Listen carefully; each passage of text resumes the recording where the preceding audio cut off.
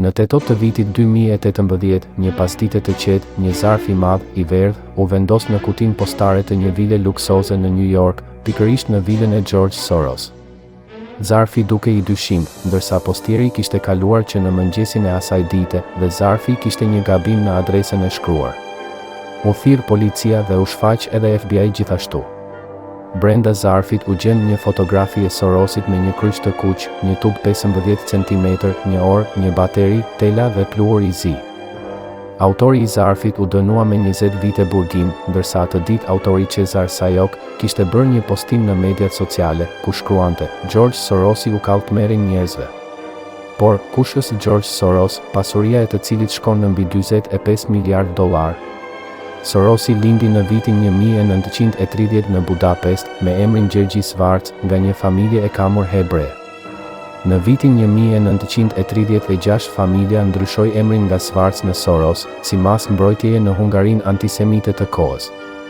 Në mars të vitit 1944, Soros ishte 14 vjeç, kur Gjermania naziste pushtoi Hungarinë. Tivadari, baba i tij avokat, deklaroi se ishte i krishterë, kur herënjtë filluan të përndiqen. Në vitin 1945 Sorosi i mbijetoi sulmit të Budapestit, kur rusët dhe gjermanët luftonin në lagjet e qytetit. Në moshën 17 vjeç, pas mbarimit të luftës u largua për në Paris, para se të shpërngulej për në Angli, atje filloi studimet në London School of Economics. Në vitin 1951 mori një diplom në filozofi dhe titullin master në vitin 1954, në të njëjtën dej. Donte të vazhdonte karrierë akademike, por nuk kishte notat e duhura, kështu që bëri një seri punësh të rëndomta. Pas shumë aplikimesh nëpër banka, arriti të punësojë në bankën Singer & Friedlander të Londrës si portier. Më vonë kaloi në departamentin e arbitrazhit. Një koleg i tij, Robert Mayer, i sugjeroi të punonte në zyrën e babait të tij, që merrej me bursën, në New York. Kështu, në vitin 1956 u shpërngul në Amerikë, ku punoi në sektorin e arbitrazhit për kompaninë FM Mayer. Në vitin 1959, Soros shkoi në kompaninë Wortham & Co., ku synonte të punonte për 5 vite, që të siguronte $500.000. Nga vitin 1963 deri në vitin 1973 Sorosi punoi në bankën e investimeve Arnold & S. Blackroder. Në vitin 1966 themeloi fondin First Eagle me $100.000 nga kompania Arnold.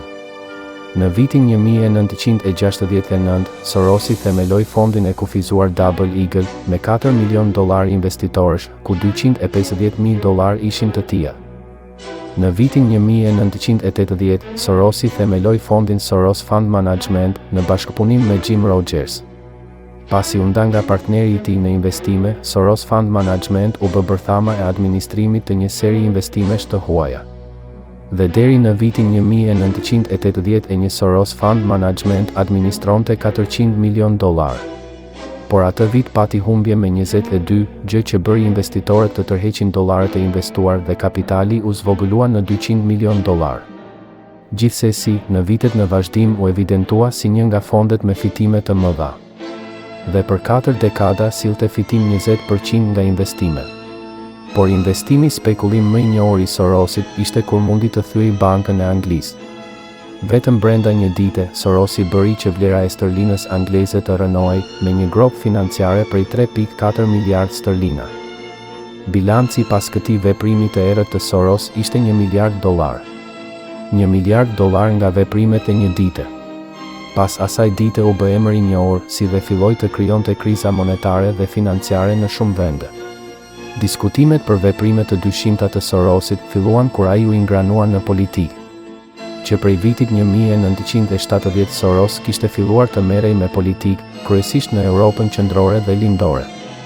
Në vitin 1979 kishte krijuar fondacionin Open Society Foundations, që vepron në më shumë se 120 vende të botës.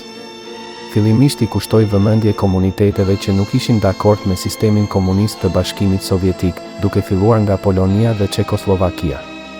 Një studim i vitit 2007 tregoi se vetëm një program i Sorosit investoi në kualifikimin e 28.000 personave të arsimit të lartë nga ish vendet e bllokut komunist.